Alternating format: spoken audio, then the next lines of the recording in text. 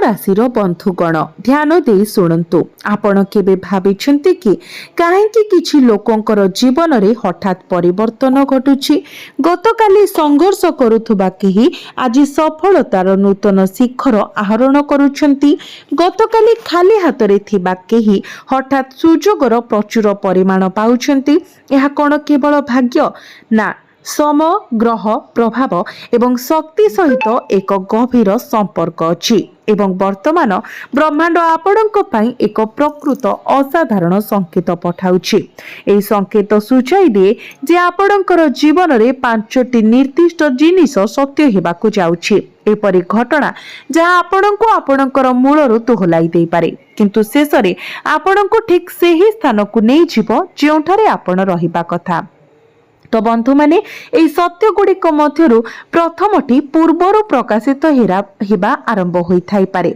आपणकर भाग्य रे एक परिवर्तन आरंभ होई सारिछि। आपणक पई एक साधारण धारा हेउछि जे एक बड़ परिवर्तन घटिबा पूर्वरु जीवन आपणको किछि परीक्षा करे।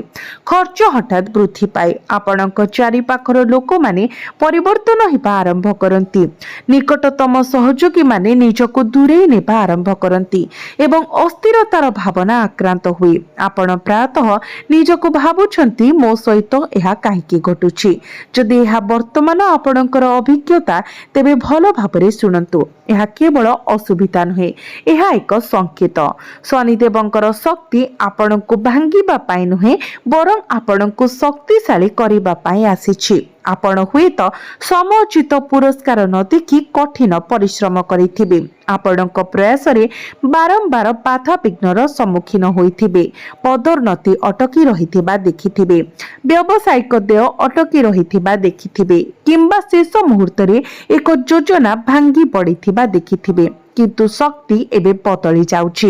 एक अटकी रहिथिबा प्रकल्प पुनर्बार आरंभ होई पारे। एक अवरोधित पथ हठात खोली पारे किंबा आपण हार मानिथिबा सुजोग पुनर्बार देखा जाई पारे। आपणक आर्थिक परिस्थिति रे परिवर्तनर मध्य संकेत अछि। जदि आपणकर टंका केउठारे अटकी रहिछि, आपण दीर्घ समय धरि आर्थिक चापरे अछंती, तेबे धीरे धीरे आश्वस्ति आसीबो। तथापि गोटे गुरुत्वपूर्ण कथा बुझंतु, धन केवल कठिन परिश्रम रु आसी न थाए। एथिपाई सठिक समय आवश्यक एवं एहा मने हुए जे समयर जुआर शेषरे आपणक सपक्ष रे फेरुछि। तथापि प्रत्येक भल जिनिस एक परीक्षा सहित आसे। आपणक चारि पाखरे एपरि केही जणे अछंती जे शुभेच्छाकारी परि मने होंती, किंतु आपणक प्रगति विषय आंतरिक भावरे से अस्वस्तिकर। एही व्यक्ति जणे बंधु, संपर्कीय, सहकर्मी किंबा पुरुणा परिचित व्यक्ति होई पारंती। सेमाने सीधा सड़क आपणकर क्षति करिवे नाही, किंतु सेमाने आपणकर शक्ति को निरुत्साहित करिबाकु चेष्टा करि पारंती।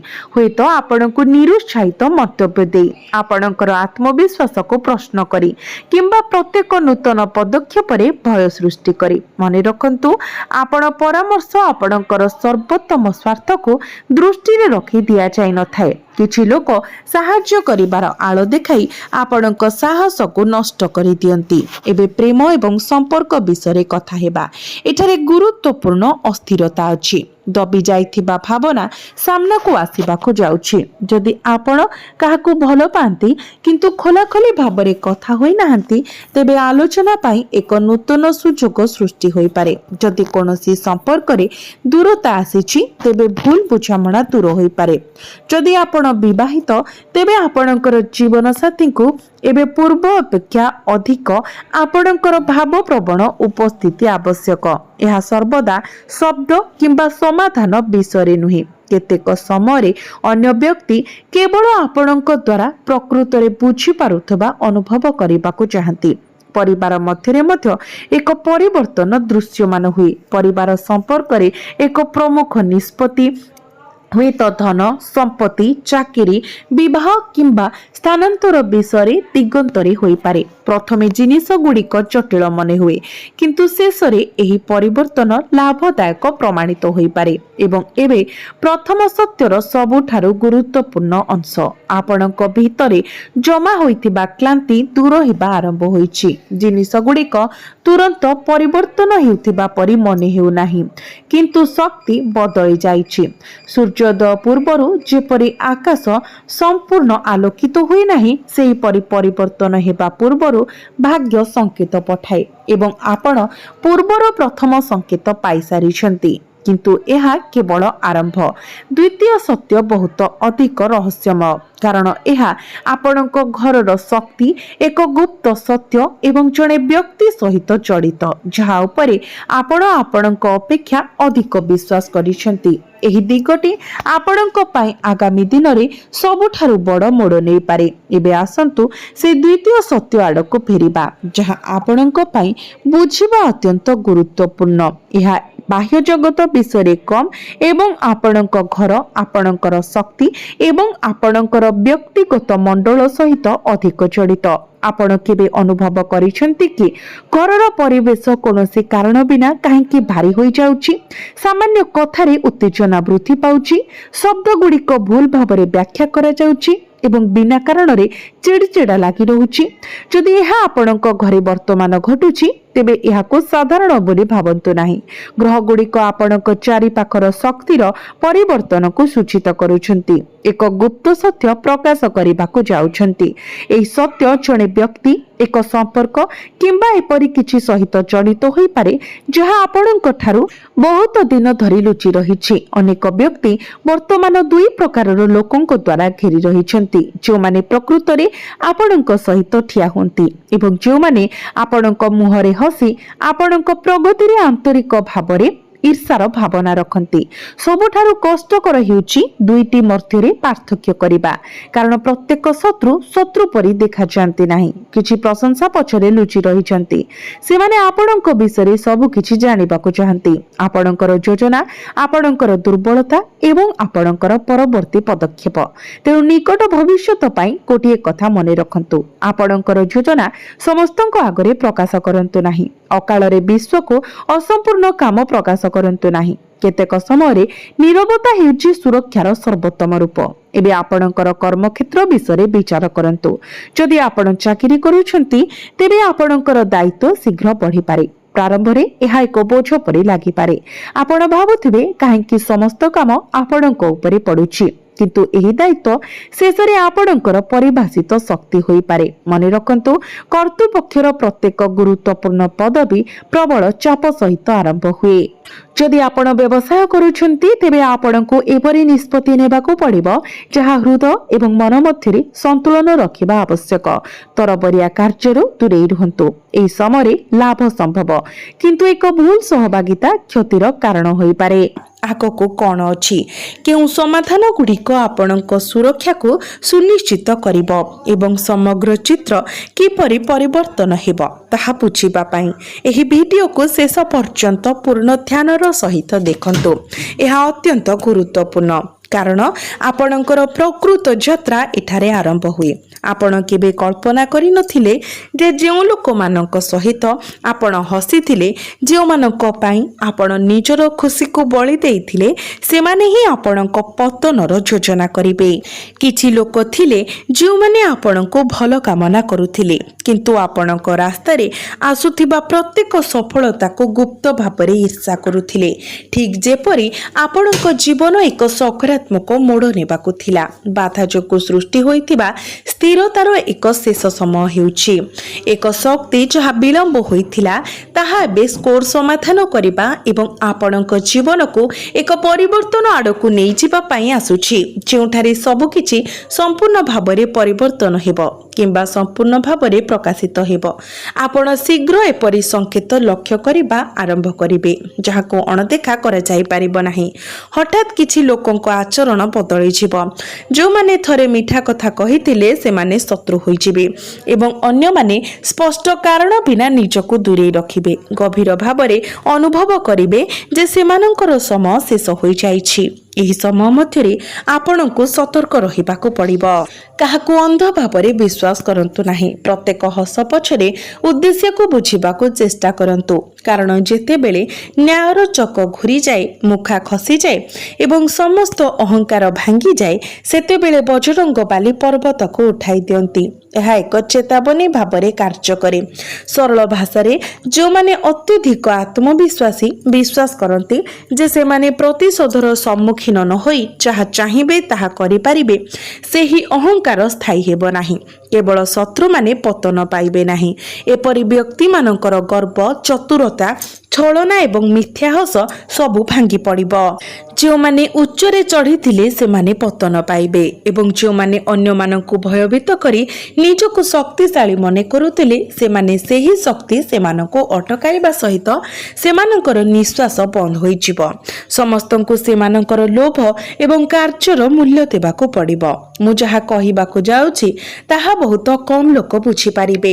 ଜୀବନର ସମସ୍ୟାର ଉଦ୍ଦେଶ୍ୟ କେବଳ ଯନ୍ତ୍ରଣା ଦେବା କିମ୍ବା ଅସୁବିଧା ସୃଷ୍ଟି କରିବା ନୁହେଁ। ସେମାନଙ୍କର ପ୍ରକୃତ ଉଦ୍ଦେଶ୍ୟ ହେଉଛି ଲୋକଙ୍କ ସ୍ୱଭାବ, ସମ୍ପର୍କର ବାସ୍ତବତା ଏବଂ ସବୁକିଛିର ସାର ପ୍ରକାଶ କରିବା। ଏକ ଗୁରୁତ୍ୱପୂର୍ଣ୍ଣ ମୁହୂର୍ତ୍ତ ଆସୁଛି ଯାହା ଆପଣଙ୍କୁ ଦୁର୍ବଳ କିମ୍ବା ସଶକ୍ତ କରିପାରେ। ଏବେ ହାର ମାନିବା ଏକ ଗୁରୁତର ଭୁଲ ହେବ। ବରଂ ଏକ ନିର୍ଦ୍ଦିଷ୍ଟ ସଂକେତ ପାଇଁ ଅପେକ୍ଷା କରନ୍ତୁ ଯାହା ଆପଣଙ୍କ ନାଡିକୁ ତ୍ୱରାନ୍ୱିତ କରିବ। ସନ୍ଧ୍ୟା ଏବଂ ରାତି ମଧ୍ୟରେ ଯେତେବେଳେ ଦିନ ଶେଷ ହୁଏ ଏବଂ ଅନ୍ଧାର ସ୍ଥିର ହେବାକୁ ଆରମ୍ଭ ହୁଏ, ଏକ ଶକ୍ତିଶାଳୀ ଶକ୍ତି ଆପଣଙ୍କ ଜୀବନରେ ସକ୍ରିୟ ହୋଇଯିବ। ଏହି ଶକ୍ତି ଏକ ଗଭୀର ବାର୍ତ୍ତା କିମ୍ବା ହଠାତ୍ ଅନ୍ତର୍ନିହିତ ଚିନ୍ତା ଭାବରେ ପ୍ରକାଶିତ ହୋଇପାରେ।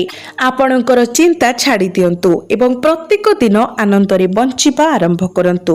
ମୁଁ ଆପଣଙ୍କ ଜୀବନରୁ ପ୍ରତ୍ୟେକ କଷ୍ଟକୁ ଦୂର କରିଦେବା ଭଳି ପରାମର୍ଶ ଦେଉଛି।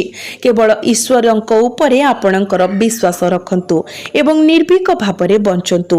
ଏହି ଜଗତରେ ଲୋକମାନେ ତୁଚ୍ଛ, କିନ୍ତୁ ସର୍ବଶକ୍ତିମାନ ଆପଣଙ୍କୁ କେବେ ପରାଜୟର ସମ୍ମୁଖୀନ ହେବାକୁ ଦେବେ ନାହିଁ ବୋଲି ପ୍ରତିଶ୍ରୁତି ଦେଇଛନ୍ତି। ତେଣୁ କାହିଁକି ଦୁଃଖିତ ରହିବେ? ଆପଣ ନିଶ୍ଚିତ ଭାବରେ ସେହି ମୁହୂର୍ତ୍ତ ଗୁଡ଼ିକର ଅନୁଭବ କରିଛନ୍ତି ଯେଉଁଠାରେ ଯେତେବେଳେ ଆପଣ ଏକ ଗୁରୁତ୍ୱପୂର୍ଣ୍ଣ କାର୍ଯ୍ୟ ପାଇଁ ବାହାରକୁ ଯିବାକୁ ଯାଉଥିଲେ, ଏକ ଅପ୍ରତ୍ୟାଶିତ ପ୍ରତିବନ୍ଧକ ଉପୁଜିଲା ଯାହା ଆପଣଙ୍କର ସର୍ବୋତ୍ତମ ପ୍ରୟାସ ସତ୍ତ୍ୱେ ଆପଣଙ୍କ ଯୋଜନାକୁ ବାଧା ଦେଇଥିଲା, ଆପଣଙ୍କୁ ନିରାଶ କରିଦେଇଥିଲା। କେତେକ ସମୟରେ ସମ୍ପୂର୍ଣ୍ଣ ସ୍ୱାସ୍ଥ୍ୟରେ ଥିବା ସତ୍ତ୍ୱେ ଆପଣ ହଠାତ୍ ଅସୁସ୍ଥ ହୋଇପଡ଼ିଲେ ଏବଂ ଔଷଧ କାମ କରିନଥିଲା। କେତେକ ସମୟରେ ଶେଷ ମୁହୂର୍ତ୍ତରେ ସମାପ୍ତ ହେବାକୁ ଥିବା ଏକ କାର୍ଯ୍ୟ ବିପର୍ଯ୍ୟସ୍ତ ହୋଇଗଲା କିମ୍ବା ବିବାହ ସ୍ଥିର କରାଯାଏ କେବଳ ଏକାଦଶ ଘଣ୍ଟାରେ ସମ୍ପର୍କ ଭାଙ୍ଗିବା ପାଇଁ। ମନେ ରଖନ୍ତୁ, ନୀରବତା ଏବଂ ସୁରକ୍ଷା କବଚ ଭାବରେ କାର୍ଯ୍ୟ କରିପାରେ। ଯେପରି ଏକ ବିହନ ବିନା ଭୂମିରେ ଗଛ ହୋଇ ବଢ଼ିଥାଏ, ସେହିଭଳି ଆପଣଙ୍କର ସଫଳତା ନୀରବରେ ଆକାର ଗ୍ରହଣ କରିବ। ଧନ, ଭାଗ୍ୟ ଏବଂ ଆପଣଙ୍କ ଭବିଷ୍ୟତ ସମ୍ପର୍କରେ ଏକ ଗୁରୁତ୍ୱପୂର୍ଣ୍ଣ ସଂକେତ ଉଭା ହେଉଛି। ଦୀର୍ଘ ଦିନ ଧରି ଆପଣଙ୍କୁ କଷ୍ଟ ଦେଉଥିବା ଆର୍ଥିକ ଚାପ, ଅସ୍ଥିରତା କିମ୍ବା ଚିନ୍ତା ପରିବର୍ତ୍ତନ ହେବାକୁ ଯାଉଛି। ତଥାପି ସ୍ପଷ୍ଟ ବାର୍ତ୍ତା ହେଉଛି ଯେ ଏହା କେବଳ ରୋଜଗାର କରିବା ସମୟ ନୁହେଁ, ବରଂ ବୁଦ୍ଧିମାନ ପରିଚାଳନାର ସମୟ। ଯେଉଁମାନେ ଧନକୁ ଚିନ୍ତା କରି ପରିଚାଳନା କରନ୍ତି, ସେମାନେ ସୁଯୋଗକୁ ଆଶୀର୍ବାଦରେ ପରିଣତ କରିପାରନ୍ତି। ଯେତେବେଳେ ଅନ୍ୟମାନେ ସେଗୁଡ଼ିକୁ ଅଭିଶାପରେ ପରିଣତ କରିପାରନ୍ତି, ଆପଣ ଆପଣଙ୍କର ପରିସ୍ଥିତିକୁ ଉନ୍ନତ କରିବାର ସୁଯୋଗ ପାଇପାରନ୍ତି। କିନ୍ତୁ ଏହା ଦାୟିତ୍ୱ ସହିତ ଆସିବ। ତେଣୁ ଲୋଭ ଏବଂ ଅନାବଶ୍ୟକ ଖର୍ଚ୍ଚରୁ ଦୂରେଇ ରହିବା ଜରୁରୀ। ଏକ ପୁରୁଣା ଅସମ୍ପୂର୍ଣ୍ଣ କାର୍ଯ୍ୟ ଯାହା ଅଟକି ରହିଥିଲା ତାହା ଏବେ ଲାଭ ପ୍ରଦାନ କରିପାରେ କିମ୍ବା ଆର୍ଥିକ ସମସ୍ୟାର ସମାଧାନ କରିପାରେ। ଦୟାକରି ଭିଡ଼ିଓକୁ ଆରମ୍ଭରୁ ଶେଷ ପର୍ଯ୍ୟନ୍ତ ଦେଖନ୍ତୁ। ଏହା ଆପଣଙ୍କ ଜୀବନକୁ ସମ୍ପୂର୍ଣ୍ଣ ଭାବରେ ପରିବର୍ତ୍ତନ କରିପାରେ।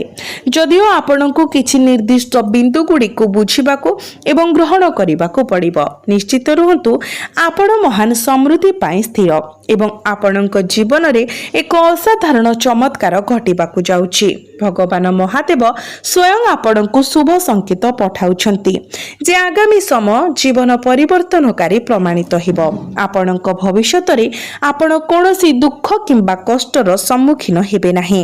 ଏହା ଠିକ୍ ଭାବରେ କୁହାଯାଇଛି ଯେ ଯଦିଓ ଈଶ୍ୱରଙ୍କ କୋର୍ଟରେ ବିଳମ୍ବ ହୋଇପାରେ ତଥାପି କେବେ ବି ଅନ୍ୟାୟ ହୁଏ ନାହିଁ। ଯେତେବେଳେ ଈଶ୍ୱର ଦିଅନ୍ତି ସେ ପ୍ରଚୁର ପରିମାଣରେ ଦିଅନ୍ତି। ସେହିପରି କିଛି ଆପଣଙ୍କ ପାଇଁ ଘଟିବାକୁ ଯାଉଛି। ଏକ ବଡ଼ ପରିବର୍ତ୍ତନ ଆସୁଛି ଯାହା ସବୁ କିଛି ପରିବର୍ତ୍ତନ କରିବ। ଯେତେବେଳେ ଜୀବନର ପ୍ରତ୍ୟେକ ପଥ ଅବରୋଧିତ ମନେ ହୁଏ ଏବଂ ଅନ୍ଧାର ଆପଣଙ୍କୁ ଘେରି ରହିଥାଏ ସେତେବେଳେ ଏହା ଜାଣନ୍ତୁ ଆପଣ ଅନୁଭବ କରିଛନ୍ତି ଯେ ଅନ୍ୟମାନେ କିପରି ଆପଣଙ୍କର ସୁବିଧା ନେଇଛନ୍ତି। ବର୍ତ୍ତମାନ ଶନିଦେବଙ୍କର ନ୍ୟାୟ ମାଧ୍ୟମରେ ମୁଁ ଆପଣଙ୍କୁ ଏକ ପ୍ରକୃତ ସମାଧାନ ପ୍ରଦାନ କରୁଛି। ଶନିଦେବ ଆପଣଙ୍କର ପଥ ସଫା କରୁଛନ୍ତି ଏବଂ ଏକ ଗଭୀର ଭବିଷ୍ୟବାଣୀ କରାଯାଉଛି ଯାହା ସତ୍ୟ ହେଲେ ଆପଣଙ୍କୁ ଏହି ଭିଡ଼ିଓ ମନେ ପକାଇବ। କିନ୍ତୁ ପ୍ରଥମେ ଏକ ଚେତାବନୀ ଅଛି ଯାହାକୁ ମୁଁ ବହୁତ ଗମ୍ଭୀରତାର ସହିତ ପ୍ରଦାନ କରୁଛି। ଆପଣଙ୍କ ଜୀବନରେ ବର୍ତ୍ତମାନ କେହି ଜଣେ ଅଛନ୍ତି ଯିଏ ଆପଣଙ୍କର ଉନ୍ନତି ଚାହାନ୍ତି ନାହିଁ। ଏହି ବ୍ୟକ୍ତି ଶତ୍ରୁ ପରି ଦେଖାଯାଉନାହାନ୍ତି ବରଂ ସେମାନେ ଜଣେ ବନ୍ଧୁ ପରି ଦେଖାଯାଉଛନ୍ତି।